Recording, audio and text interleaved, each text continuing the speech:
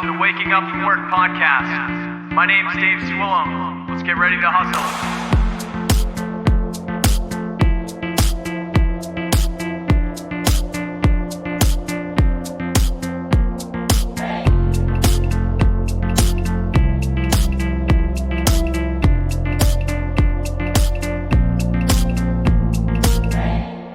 Hey, and welcome back to the Waking Up From Work podcast. Today is episode 49, which is getting nuts. Today, me and Ryan hung out during all this coronavirus craziness with a Boston boy named Mark Metry.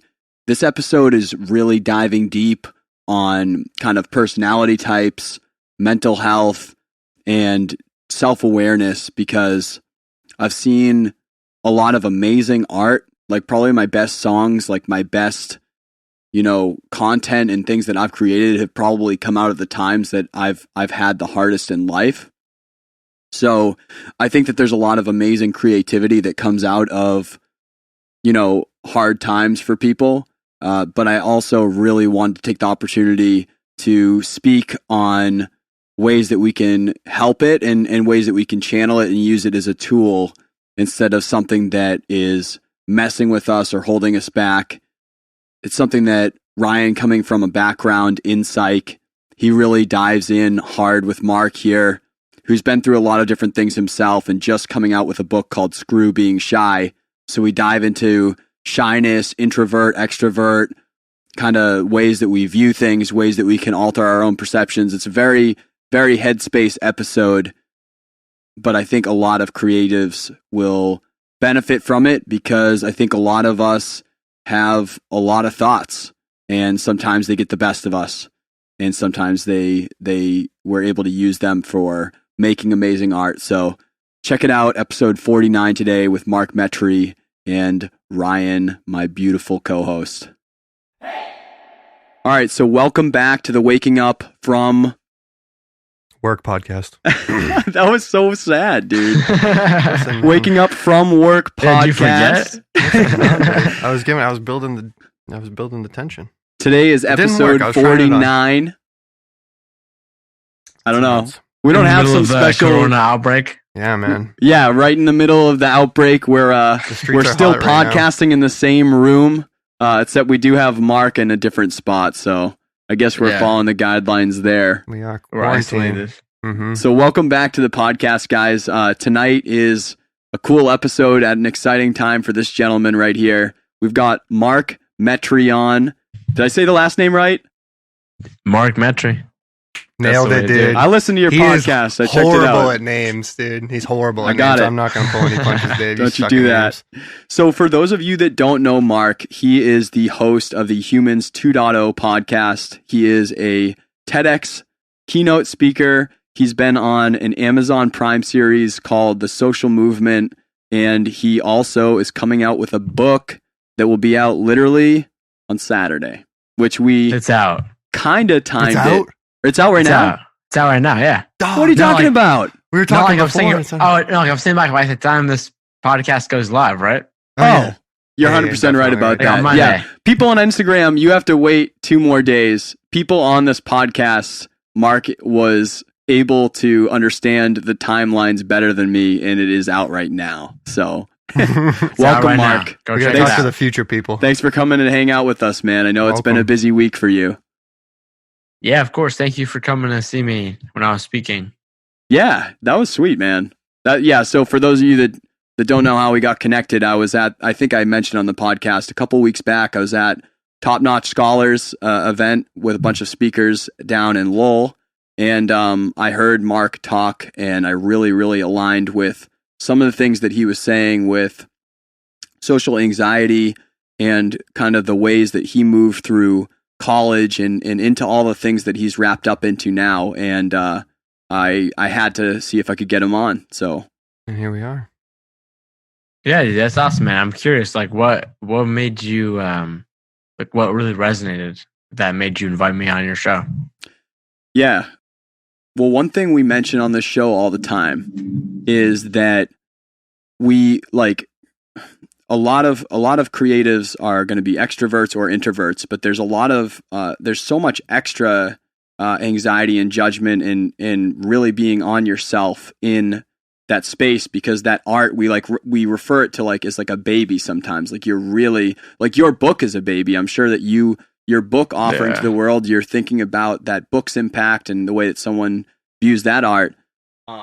But you talk about how your book is called Screw Being Shy, right? And you talk about how an introvert doesn't have to be bad at anything, right? Like there's this judgment that an introvert can't be good at sales or can't be good with networking and can't be good at creating things. And I felt like your story did a really good job of explaining how you kind of faced some things, and initially you felt those things and hit those walls. And then it sounded from your story that you really just shifted the way that you saw the characteristics in your own self, and then said, how can I use these as my superpower, basically? And that's what resounded with me, I felt. Well done, man. And I think, first and foremost, like, a lot of people, when they think shy, they think introvert. And I'm definitely an introvert 100%. Honestly, most successful people are introverts, not all of them. But I would definitely say that when you look at the definition of an introvert, it's defined as someone predominantly focused on their own internal world, their thoughts, ideas, themes, emotions. And that's what they focus on. And an extrovert is just someone who focuses on the opposite of that. That's just like a personality trait. And so, when it comes to being shy, that means you're nervous to do something like with someone else, like in a social setting. And it's okay and natural to be shy every once in a while. Everyone kind of is. Right. But there are some people who are shy all the time. And if that pattern of behavior is done time and time again, then it can eventually be social anxiety, where any room, any situation this person walks into, their brain and body does not let them kind of be who they want to be in a social setting. So, that's super interesting, because that's like, like you said, like I kind of went through that.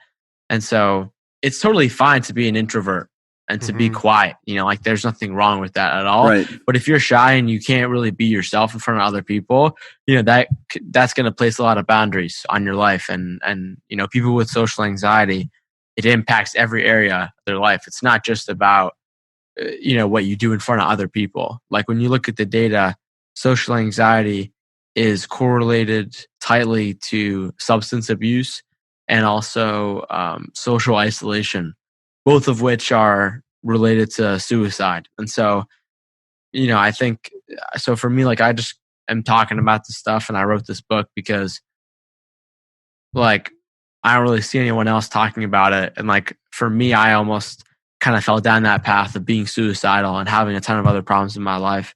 Yeah. And so I just wanted to write this book, and I'm releasing the audiobook for free. I'm not really doing this to make money or to grow my brand. It's just like, this is a problem out there, and this is a solution that actually works. That's kind of based on like not just my own story, but also based on science and a lot of smarter people than me in the book. So that's what it is. That's awesome. Yeah. And I think that, like, I don't know. I mean, the amount of people that I feel like you talk to, and it's obviously not something that a lot of people want to talk about, right? When they feel like they might be suicidal or like they're really in a spot. But I feel like it's one of those things where it's like the people that you've known for a long time, or like that end of the night at the party when you're having these conversations with people, and all of a sudden, like someone you've known for 15 years, 20 years, they're like, yeah, that one time when I was like, I thought I was going to kill myself. I think that like, dude, there's conversations that just like you're saying, like people aren't having the conversation because it's either a difficult conversation to have, or it's just something that they might not want to share yet. Yeah. It might not be the person or the place that they want to share it yet, but I think that the conversation and the things that are happening are much more frequent than we let ourselves believe in a common space. And by having the conversation, it can really help people dramatically, just to at least have someone to put that information out to. Because that's where that isolation comes from. I mean, how isolating is it to know that, oh, you're with that anxiety, oh, I'm the only, like, the main thing that you adhere to is like, I'm the only one who feels like this. And that's where a lot of it comes from too. How can I, obviously it is hard. That's a hard thing to talk about. Like, there's no chopping it up. Like, 100%, dude. it's like, how can I talk about that with anybody? How can anybody understand? Definitely. I think as you grow up, with it's that, not and even- with, yeah. So I'm sorry to cut you up, but like with the No, book, no, and with I'm the the one who platform, interrupted you. Yeah. No, keep going. I'm And sorry. with I just the got so excited. Yeah, Yeah. man, no, we're vibing, dude. And like, but with that platform, and like you said, like, oh, it's obviously, I'm not trying to make money off this. It's like something that needs to be talked about, and it definitely does, because somebody puts a book out on it, or oh, I can put a Facebook post up about how I'm talking about this, or Mark or Ryan or Dave shares their experience outside of just like some random end of the night after we've all had some drinks in us, and it's something a little bit more real and has like the substance to it, and all of a sudden it's like, oh, I can look, this person's talking about their experience, and they're not some weirdo, like they're not getting shunned down. In fact, like they look like they're a kind of successful person, and they kind of have their stuff together. Maybe this whole facing things and confronting it head on and working through it is the way, and it's not like I'm not so alone or isolated or weird about it. And so, I mean, like, I vibe exactly with that, because I used to work for a number of years, 4 years, I used to work in medical psychiatrics, and, the way that you treat anxiety on like a psychological level is just confrontation. Like, you confront that which, like, ultimately the thing that you fear. And the more like exposure that you get on a proper level, the less anxiety that it has. And like you said, that pattern of behavior doesn't develop.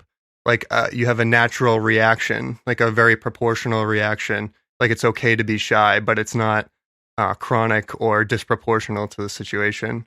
So dude, that's why I'm vibing. I'm very excited to talk more about the book, because like, in a way, you are kind of like giving that medium and that platform to people who, like, dude, anybody who's ever had anxiety knows, like, talking about it or like confronting it is like half the anxiety in itself. That like, oh, if it just comes out, then that's going to add those 15 extra levels of weirdness on top of it, man. So like, when did you know that like that this needed to be like a book rather than just something that you had as your own personal journey? Like, when did it kind of cross that threshold? Well, dude, I'll tell you first and foremost, like what you said about like when you're in that position and you think you're the only person that's like that. I think the biggest thing is like, when I was growing up, I didn't even know I had social anxiety. I didn't even know that was a thing. Yep. And so I remember I had always like heard of, like, I remember in health class, they told us what anxiety was, but whether it was my misunderstanding or not really seeing the illustration, we're usually only shown like the extremes of a scenario of someone that has anxiety or depression, but you don't really see what it's like when most people experience it, at least to some degree, on some spectrum, some more than others, but on a normal day. Mm-hmm. Yeah. And so I think first and foremost, you just have to like look at the information and you have to become aware. Like, again, like I didn't even know I did have social anxiety. And like up to that point, I just always thought that there was just something wrong with me. Like, that's just what I always thought. And so when I kind of found that out, I was like, oh, wow. Like, I started to connect a lot of dots. And it kind of went from like more of like a moral failing of like, wow, I'm just like this person and all these things are happening to me and I don't know why. Right. Mm-hmm. And then what happened was, when I began to understand like the science behind it and what it actually was, I began to kind of look at it as a science project and kind of poke things out and be more curious and begin to test things out. And then, I mean, it was a crazy journey, but eventually it took me to really like deliberately for months on months working on my social anxiety to being the point where I am now, where I wrote a book about it. And like for me, the biggest reason why I was like, this book needs to be out there was because one, a book doesn't really exist because like going back to what you said of like, how do you expose someone to that fear? Right. I definitely think that exposure therapy is part of it. And there's a chapter in my book about it, but I mean, that's just one piece of the puzzle. And so for me, like, Yeah. as someone who's read 1,000 books and as someone who has interviewed like 300 people on my podcast, I know that I didn't really want to make something that was just like more noise to the conversation of like, hey, here are like 5 tips on how to do this better. Or like, here's just like some surface area stuff. And so for me, like I wrote this book because I have yet to see a book that kind of goes into the root cause of why some of these things are the way they are. And then the actual science of just explaining like what's actually happening in your brain and body, and then how to tackle it with like a science-based approach too. And then it's what I did. So I kind of talk about my story too. And so I just realized that there wasn't really any book out there, really anyone kind of packaging this up for people who really experience, like, the book is called Screw Being Shy, Learn How to Manage Social Anxiety and Be Yourself in Front of Anyone. And I struggled with that so much, but yet like every day I talk about this stuff in front of other people. And it's just like, it's like the exact 180 on my life. And so like for people who, I was like, I'm going to write this book for people who are shy, but they don't want to be anymore. And so that's the biggest thing. And then the other part that I realized too is like, at a surface level, when you begin to think about this, and especially if you've never had this problem, you think that this is kind of like this doesn't really seem like that big of a deal. Like it doesn't seem like that big of a problem. Someone is like shy or someone has social anxiety. And sometimes it can not be a problem, but a lot of times like social anxiety does not just have to do with the people that you interact with. It also just has to do with yourself. And it can also be defined as an excessive need to manage one's own self-image. And so it really affects every single area into your life. And so when I was kind of thinking about it, I was like, wow, like I see all the potential that I have now, and I wouldn't really be using it. I wouldn't really be activating it if I had trouble kind of communicating that to the world, right, or even communicating that to myself. And so for a lot of those factors, I was like, I'm going to make this book. So for people who face this issue that I also faced a lot more severely back then, I can just give this to people and it can just unlock them, you know, if they have this problem, and just get on with the rest of their lives and actually move it. So, you know, who knows what'll happen, but that's kind of how I figured it out, man. Yeah.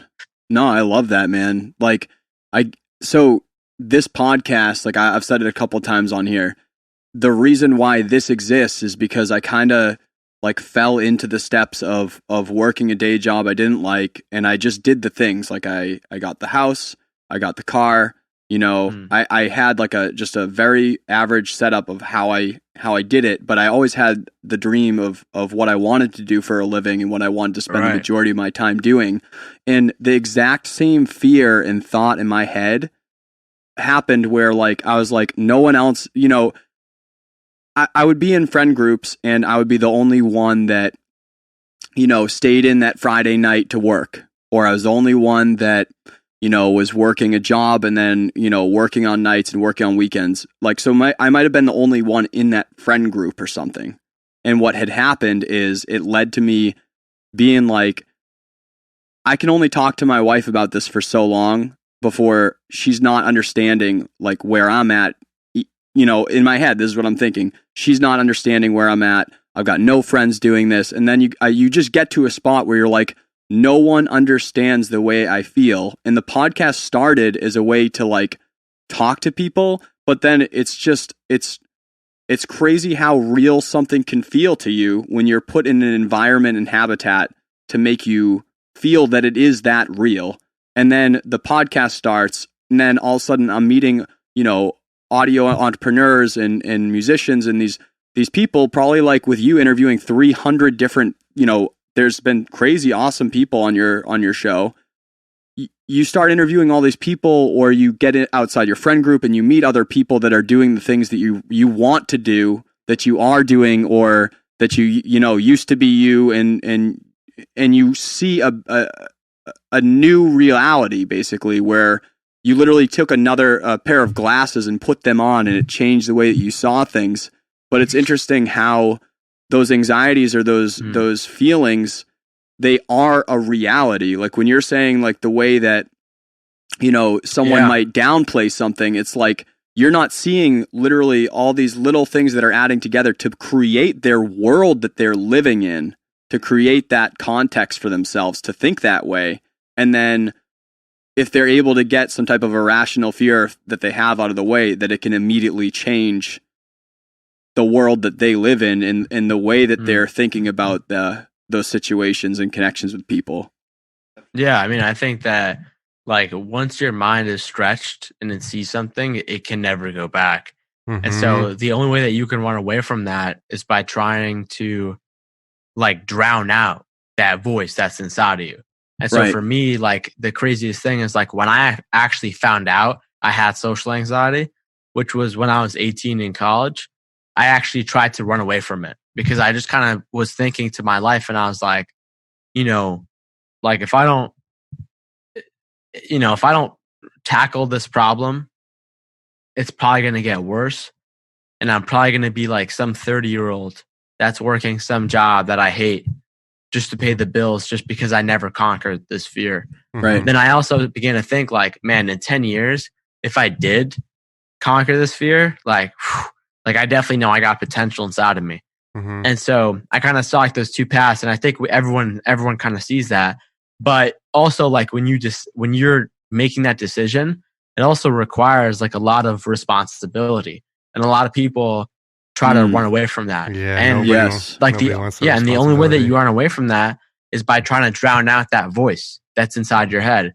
And so people do that with, you know, whether it's some kind of a substance, some kind of a vice. Doesn't have to be a substance. It could be you just trying to shut off your brain somehow, whether it's like you know, just habitually get into a behavior where you're just trying to shut off your nonsense brain and stuff like that.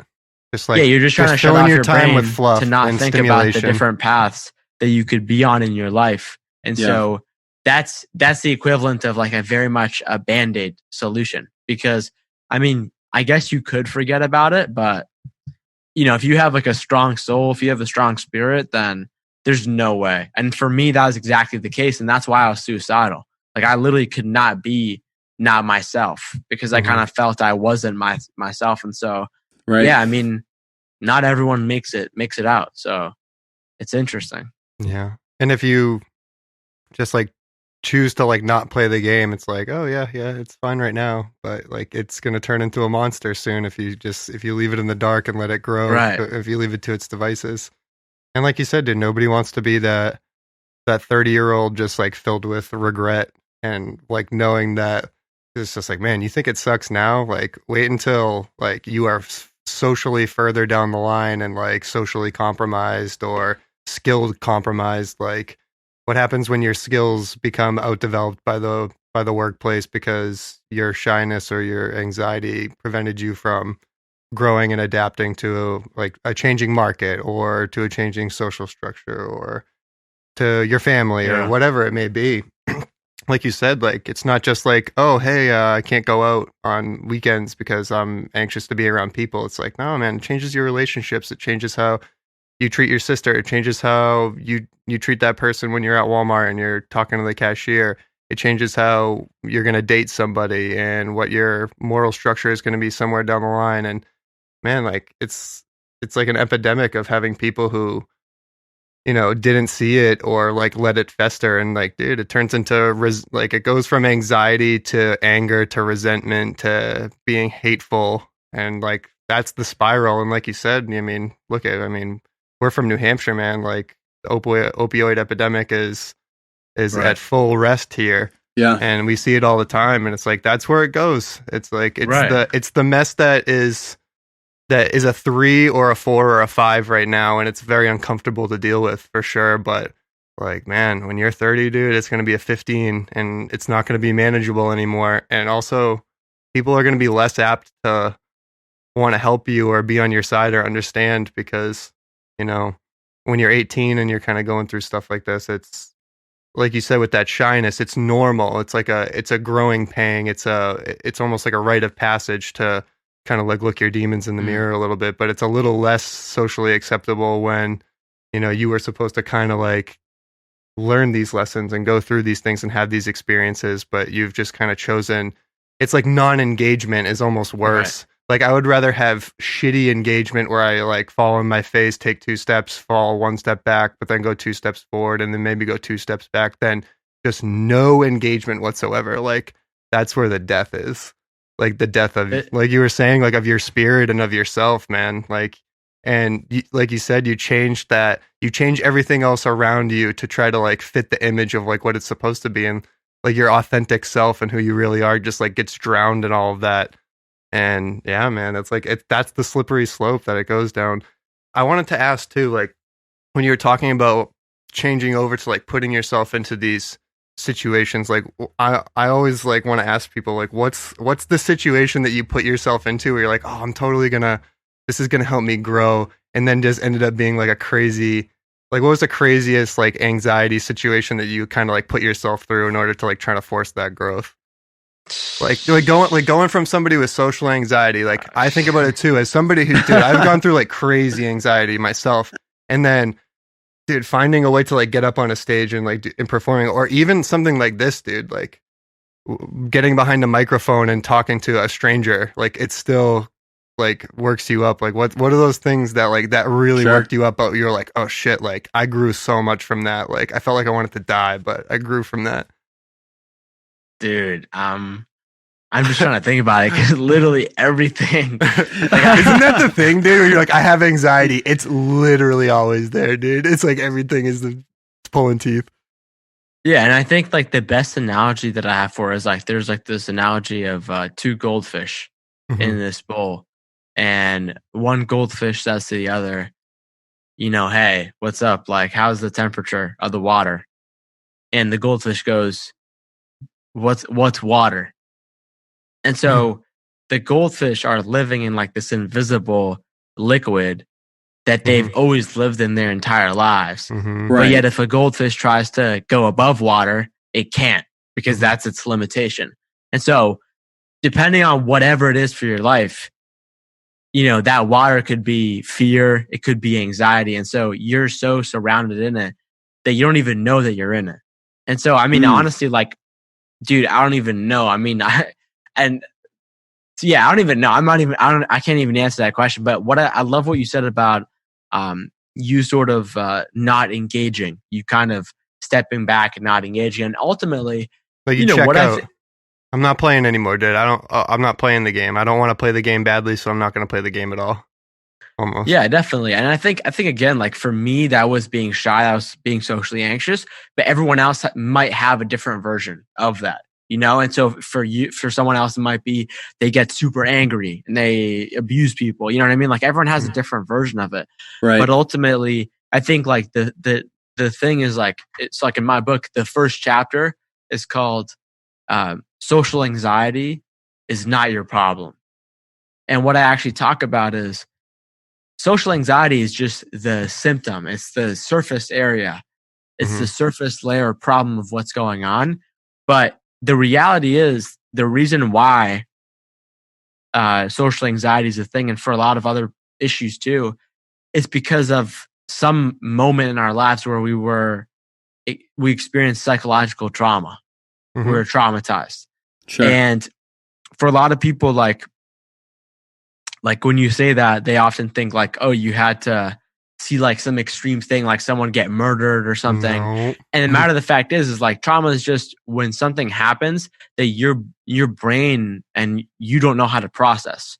And so what happens is your brain, your nervous system just like pauses and stops in that spot. So then next time that you get into an environment where something similar is about to happen that has traumatized you, the same exact thing happens and your brain enters into like this emergency protocol. And you condition and yourself. You freeze and you can't talk and your mind races and all this stuff. And so whether that's social anxiety, whether that's another issue, I think you have to kind of look at that as the root cause first and foremost. And I think once you can get past into that, then you get into the deep stuff, because I'm all about the deep stuff. You know, like again, like I'm a podcast host. I've talked to so many people. I've talked to so many people that have tried to BS me and tried to tell me like these 3 hacks and these 3 things and these 3 tips. And when in reality, they don't really have a legitimate understanding and they just waste people's time. So for me, I'm just trying to always get to that root cause. Like, what can someone do that's like the most effective to just not waste time? You know, so that's a big thing.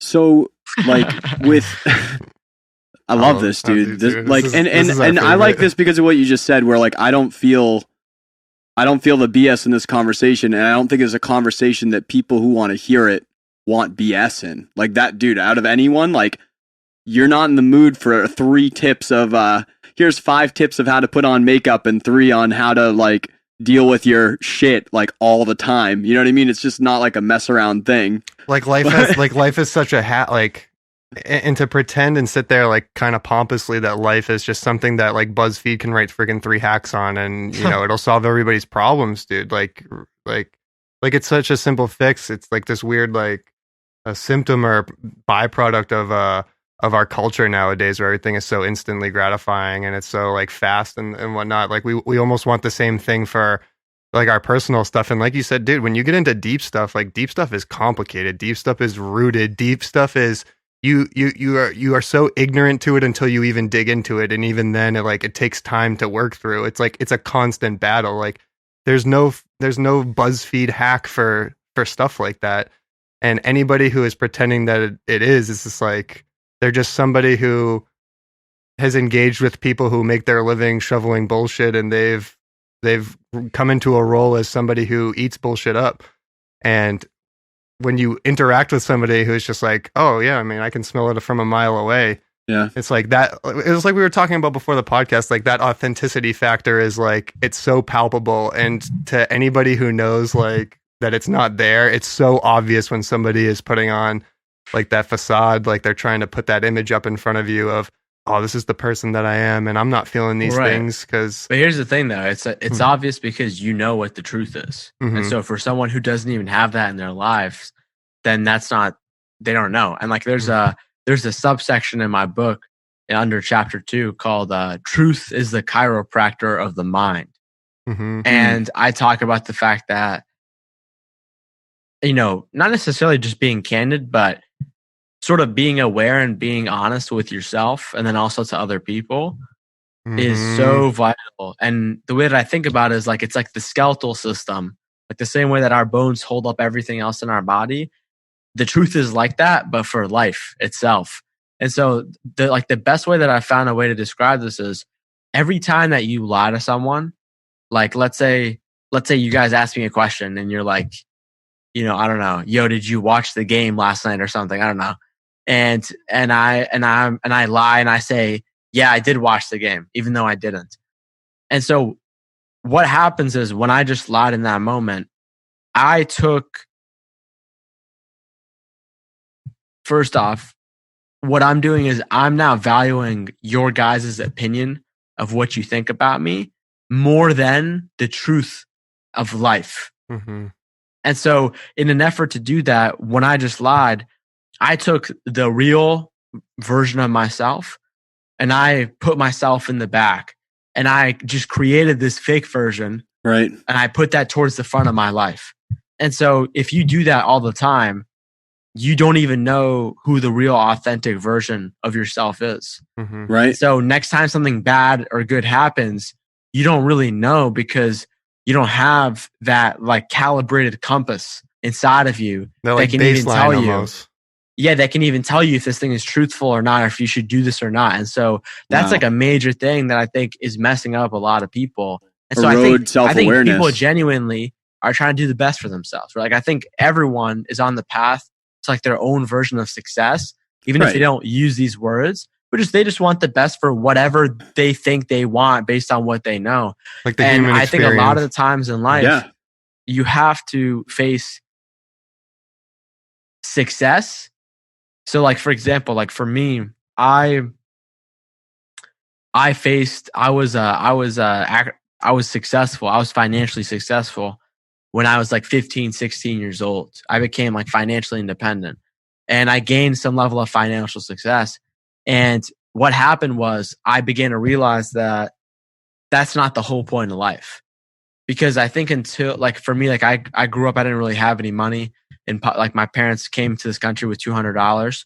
And so when you are living in the absence of something you think that's missing, you think that's like the main problem in your life. And so Right. we all try to go on this journey of success to get whatever it is that we think we want, whether that's money, whether that's something else. And then a lot of the times we have to reach that sort of first version of success that we unconsciously think of. And so when you do reach that, you realize it's like, oh, wait, this is not actually what my version of success means. This does not actually mean happiness. Like, And then you have to like retrace your steps and go back to it. And you have to learn and you have to find all these things out. And so, yeah, I mean, it's a crazy journey and it looks different for everyone. But I think these are like some fundamentals that I've just kind of seen like across like the human experience. So after this success that you've had right now, what are you feeling that you need to be realigning on?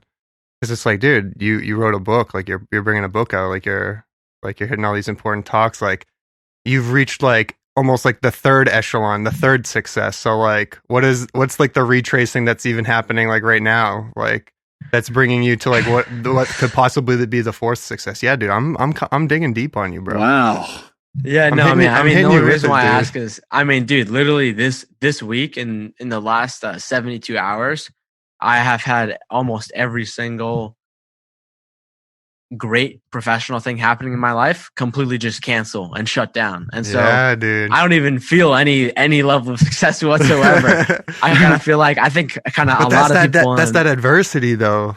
Like That's exactly it. it. And honestly, like, this is the craziest thing. Like I was talking about this with a friend of mine today, and it's like, here's the thing, because I kind of felt like for my entire life, I was always a loser. I was always just facing that adversity. That's the most comfortable mode that I'm in now. And so now in between, like, just, I don't even know how I'm going to do different things like now in my business and whatnot. Not the world's changed. And so honestly, I love that. That to me gets me really excited because it kind of reminds me of me being not successful. Mm-hmm. And like that chase is one of the greatest things ever. And so, right. Yeah, so I mean, so I primal don't even know if I motivation. answered your question, but He did, dude. He did. Yeah. I love it, dude. Chasing the next right thing, dude. My girlfriend started talking to me about that. She's just like, I'm just trying to make the next right choice right now. I'm trying to like keep everything aligned. I'm trying to like really be thorough and just purposeful with what I'm doing, but I'm just trying to do the next right thing, whatever the situation might be. And I was just like it started bringing me back down to a more like present based perspective. Where it's just like being, well, like we've talked about before, like bringing your attention back into like the present. Be where your feet are. Think of how much where anxiety comes from, which is just your mind exists either in the present or in the past of like, oh, what are these people going to think for me 5 minutes from now? Like, what am I going to do with my life? Like, am I going to be successful here? What's going on? Like, oh, how am I ever going to get through that thing that happened to me 15 years ago? I didn't, you know what I mean? definitely. And I would also say that, like, I think anxiety is one half that. And I also think anxiety, one half is biochemical. Yeah. And so, like in my book, I talk a lot about the science, and there are studies that show you if you eat the American standard diet, you have a much increased rate of feeling anxious and getting depressed. I believe that. If you, for example, consume a lot of sugary foods, what happens is sugar is a super easily absorbed form of energy to your brain. And for a lot of people, that energy gets fueled for anxious thoughts really fast because your brain doesn't know what to do with all the energy. And so, Right. It's like unneeded energy. It's like Yeah, and you're if giving you energy and your body might not even be in an activity that's going to let go of that energy. So the only place that can go for movement is into your mind, literally. that's exactly right. And then on top of that, it's like there are studies that show if you don't get enough of the recommended sleep average, then you have much increased rates of even having social anxiety. That was one study that looked at it. And then on top of that, like, a major part of anxiety is physical, and a major part of anxiety is like moving your body. And a major part of it is expressing that anxious energy through your body and like going for a walk, running, exercising, all these different things. Right. That like, we talk about it very specifically today, but that's because we have to, because we live in a modern world where you could just stay inside all day versus if you look at the way that our bodies and brains have grown throughout nature through thousands of years through a co-evolutionary feedback loop, we were made to walk and move around all the time. We weren't meant to sit down at our computers for 8 hours in like these shelters. And so like that's the reason why you kind of have to talk about these things. And that's why a lot of people are getting anxious now more than ever, because there's like this major disconnect between sort of the great conveniences that technology and the modern world have brought to us that are awesome, but also like we don't really know the best ways to live in sort of this new modern world where a lot of these new technologies are just they haven't been out changing. for that long. They haven't been out for long enough for us to see long tail results of like what is happening. And on top of that, like what it is like if you look at evolution and like you look at the thousands of years that have happened.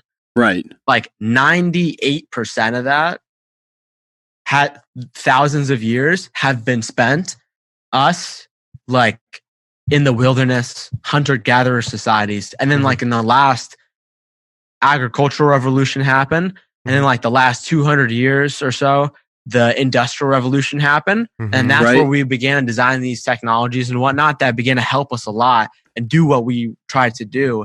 Right. And so now we're skyrocketing. And so when you look at that graph, it's like this much, like the massive majority, and then like a tiny percentage is what we're in now. And so our brains have grown for that entire period to like match with the environment and to help us survive, not to keep us happy in today's world. And so that's why like a lot of this stuff is important. And just looking at the science too behind it. Yeah, we're misaligned almost. Like our primal nature hasn't caught up to the exponential growth of technology, and everything moves so fast that nothing has time to catch up to itself. Crazy. Yeah, we need some technology in our brain. And that's what Elon Musk is working on. Definitely, dude. I mean, and like you touched on, he's working on everything, dude. Dude. That guy's a monster. Unreal. It comes that like we're talking about it, this holistic like mindset where it's just like, oh, you think like a pill is going to make you feel better. Like it'll make you feel better for a little bit, but like you said, you're treating a symptom. You're not treating the problem. Like you're not sitting down and talking to a cognitive behavioral therapist who is helping you perspective things. You're not helping yourself by, with your brain gut biome, where, you're not providing yourself with enough nutrients to help facilitate proper, neurochemical balances and proper health. And like, dude, you're jacking yourself up with sugar, which is giving you that rush right now, but it's also crushing like your long-term energy, and it's spiking your cortisol levels up, which is throwing off the entire like your entire homeostasis of your body. It's throwing your brain into a chemical imbalance that's like permeating itself through your behavior, and you don't know why. So now you have this social feedback loop, and it's like all of these things are all happening at one time. And how many people are out there who don't even know a little bit about one of them? Right. And like how much more education is out there and how many more steps are needed to be like, yeah, hey, people, it's not just like, oh, I feel this way about this. It's like, it's how you treat people. It's how you treat yourself. It's how you look at yourself. It's like your moral landscape. It's how you treat yourself physically. It's how you understand the world in a physical way. It's how you. That's you're in it, like we were talking about with perception. All of that feeds into how you look at the world, and ultimately how your perception is like how you view reality, and how you view reality is how you behave in reality. And that it's just like they're all little dots that connect with each other, and it's like, and if you're not privy to one or two of them, then you're almost missing the whole picture. And it's this is super important. Like we True, talk. bro. I mean, this is what. Dude, This that is was what beautiful, man. This is what I would. I mean, well, this is what I would sit Good down thing and we're talk. recording that.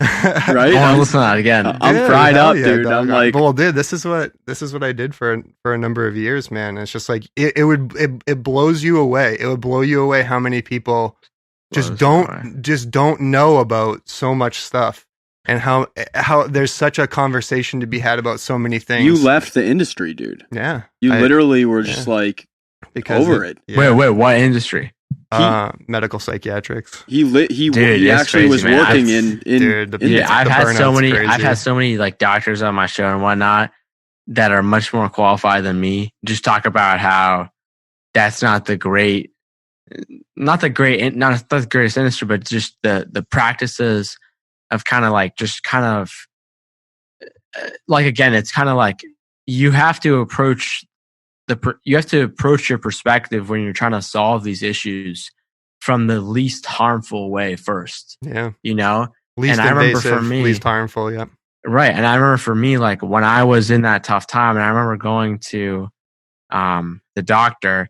I remember literally after like a 10-15 minute doctor's visit, I was already prescribed some kind of thing. And I remember just going home and just kind of Googling it, doing my own research. And there were like Crazy, all these dude. side effects. I remember suicide was one of the side effects. I'm like, wait, what? That's like, what I'm Come kinda- on. Right. I'm not even joking. And so when you kind of look at that, it's like, that's not it's not like wrong, the best dog. thing. And like on, what you dude. talked about, like with the gut microbiome and how that has neurotransmitters like serotonin in it, that can really be like there's an emerging field in psychiatry called nutritional psychiatry Yeah. that like when you look at the actual science behind it, like you're blown away at how much of this stuff has been proven and documented, but yet people just don't know about it.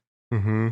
So It's such a shame. It's really turns dangerous. out that the energy actually. that you put into your body and the things that you put inside of you, like, actually have consequences, and It's extremely dangerous. yeah, man. they manifest People don't know themselves in this. different ways, and you can cause yourself. I mean, you look at the climate now, like we were talking about, like about uneducation, like with the whole coronavirus. We'll just use the coronavirus. It's just like, look at how uninformed people are about just like a basic.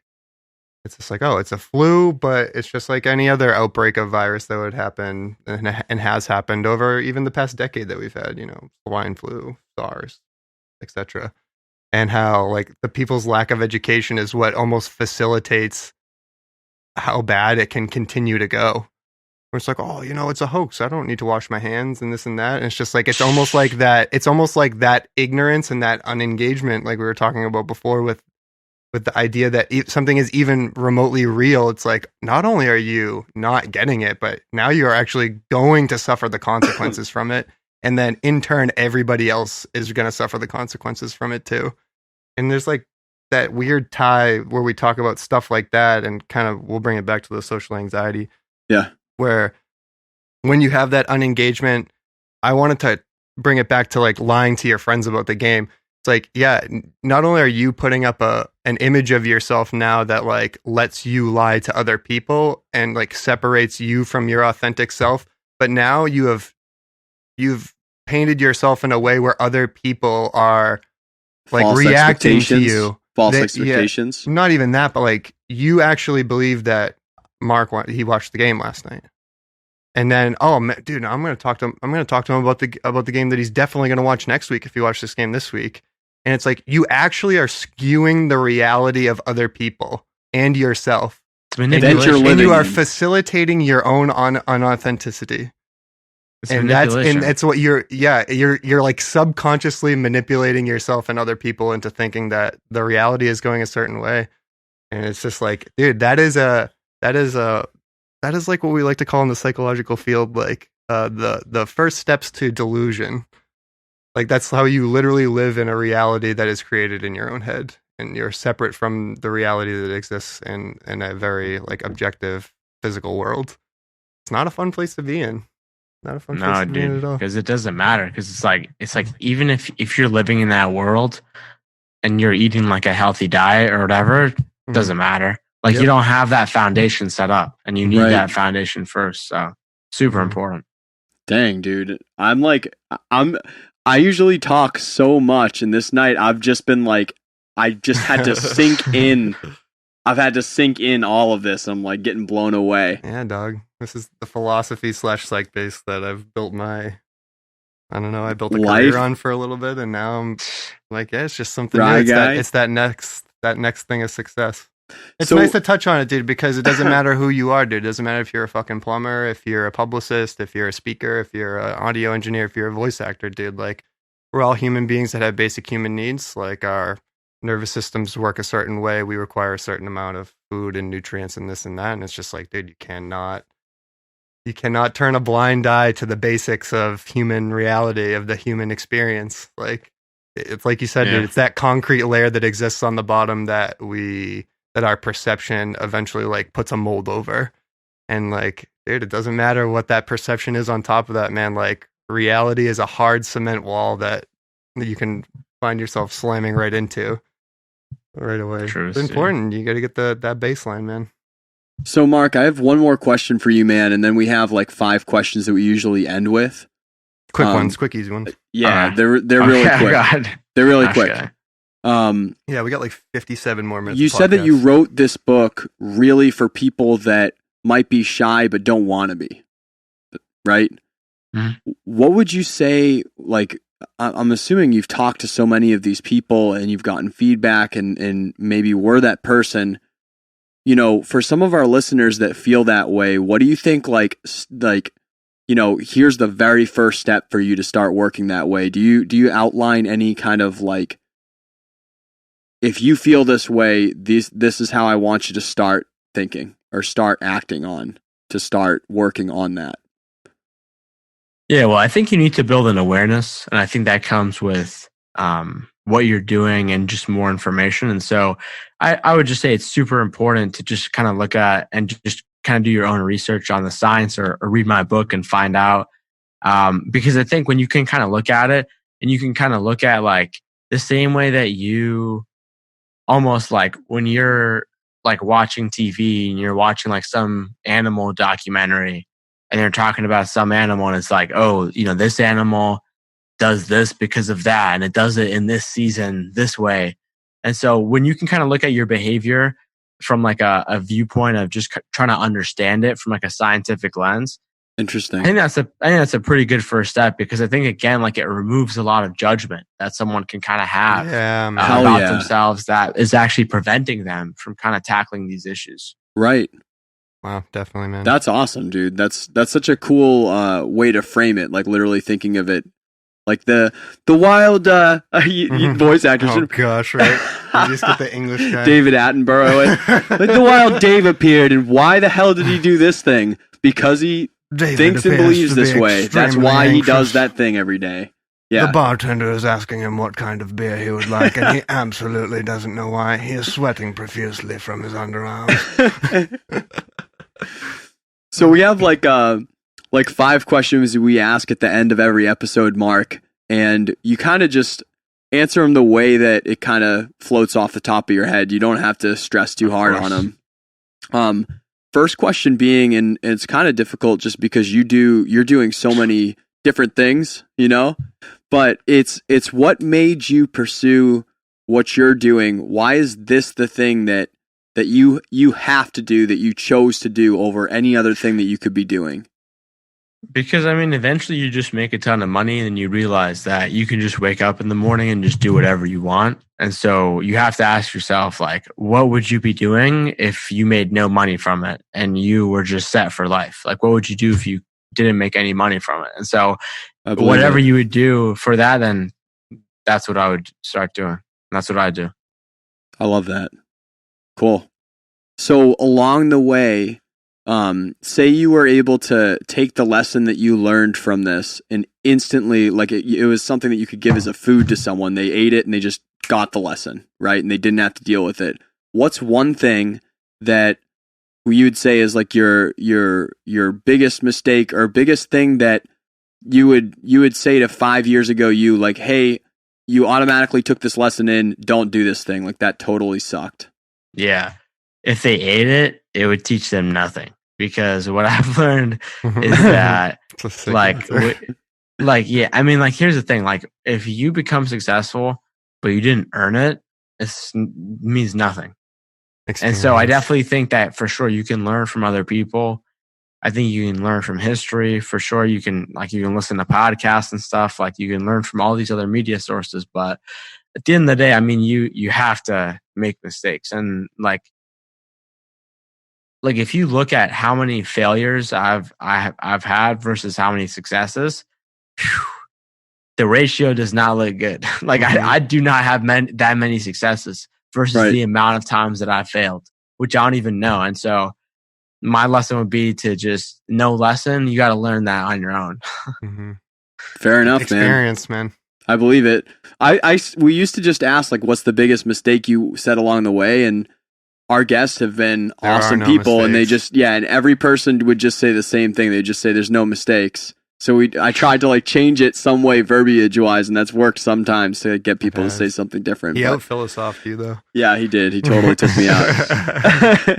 Flip side to that, and this is like, what would you say, like, maybe your best decision along the way, or maybe even your biggest kind of like pivot point along the way for you throughout the my process? biggest what point? Like pivot point, like, oh man, that was like what really changed my trajectory, like what really did it for me. Yeah. I think probably the biggest things, honestly, from a professional lens,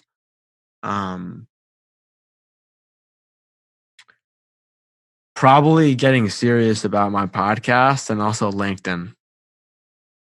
Both of those have probably gained me like 80% of my successes in my life. And so What was the 2nd I'm one? super LinkedIn. LinkedIn. Okay, Yeah. word. I thought you said Like, LinkedIn. just- And I was like, like, just- what the hell does that mean, dude? Just getting connected with people. Really. LinkedIn. Yeah, like I just reached like 60,000 followers on there yesterday. Wow, Oh, dude, my congratulations. That's sick. Yeah, and I mean it saves me millions of dollars in like advertising. Like, I put out a post, like I put out a post a few hours ago. Already 23,000 people have seen it. So it's just like free advertising. Yeah, man. Yeah. And and that's going back to like authenticity. If people like really have salt in your game and like believe in your shit, like not only are they going to support you, but like you wouldn't even have to twist any arms or like change it out anyway. It's like they want to support you because of the authenticity and the person or product that you have, like in the way that you bring it forward. Hell yeah. Right. Awesome. And wait. Oh, what is? I was gonna So say. we have like, I'm gonna include your podcast and some other things, and I'll get to some links of how people can follow you. But what would be a recommended resource that you have? It could be a book, could be a video, could be a podcast to work in these things that we talked about. Like, obviously you studied the living hell out of this stuff. I'm sure you have some great resources that you love. The number one resource that I recommend is Screw Being Shy. Hell yeah. It will be out by now. Shameless plug. Let's go. Get it on Amazon. Like, I literally just talked all about it. So that's the number one resource right now. Perfect. Hell yeah. All right. So on that note, where do people, like some of our listeners that jumped Go on to the my website. where do they Where find do we you? find you, man? Where do they find My you? first and last name.com, Mark Metry, MarkMetry.com. Follow me on LinkedIn, email me, contact me, check out the book, check out the podcast. Let me know that you came from these guys, and thank you guys so much for having me on. This was lit. Absolutely, dude. This was a Yeah, lot of dude. fun, Thank man. you for Thanks taking for- an thanks hour for of your digging life to deep, hang man. out and share with Of our course. audience, man. Of course. I'm quite surprised. I'm glad, pleasantly surprised, man. All right, guys, that's going to wrap up episode 49 of the Waking Up From Work podcast. Really hope you enjoyed that episode. Hope that you got something out of it that might be helping you with the way that you think of you or the way that you manage what you're doing. If you want more tools, Mark is really great. I encourage you to go check out his book. Go check out some of the things that he's posted up about it. He really dives through this topic a lot. And it's been a good thought for me anyway. If you want to keep up with us, I'd love to hear what you think about the episode. Did this help you? are you going through some of these things, or have you been through them? What have you seen as benefits, and what have you seen as obviously things that have been tough? Hit me up at Dave Wake Up on Instagram or Twitter. Also got some funny content up on TikTok at Dave Wake Up. And these show notes and a lot of stuff is on wakingupfromwork.com. wakingupfromwork.com/show notes will get you over to the show notes on there and the links that Mark mentioned if you want to go check him out. Hope everyone out there is doing okay with the virus. I know there's a lot of hype to it, but a lot of business owners and entrepreneurs and freelancer friends of mine are definitely seeing some economic impact on them past any of the health stuff that is still a concern for sure. So I hope people who are facing some adversity from this, I hope that you're finding ways to get through it, finding ways to grow despite it, and creating, some out of the box solutions that you might not have thought without the context of it, and getting ready to keep moving on. So entertainment people out there, I know that it's just real tough. My thoughts are with you for sure. This week is going to be our 50th episode. So that's going to be Ryan and I hanging out on Thursday. We'd love to see you live on Instagram at Dave Wake Up. And we're going to just reflect through kind of our own growth or not growth in the past couple of years of having the podcast, and some of the life changes ourselves for us and for anyone that's kind of been on the journey with us the whole time, to just see. Sometimes we take for granted the amount of change that we've gone through. So we're really going to reflect through that and just take a second to reflect through some of our favorite episodes, favorite takeaways that we can just share back with anyone who hasn't hit all the episodes. And I think it'll be a really good time. I want to sincerely thank anyone who has been listening to this from start to finish, anyone that's just joining us now, or anyone that listened to the beginning. It means so much to us that you guys have seen any value in what we're talking on and trying to give to you every week. We appreciate you more than anything. So if you've been listening, or if you're finding value from this, I'd love to hear from you on that as well. So have a killer week, guys. See you Thursday. Tons of love out there. Go keep creating. Go keep crushing despite anything.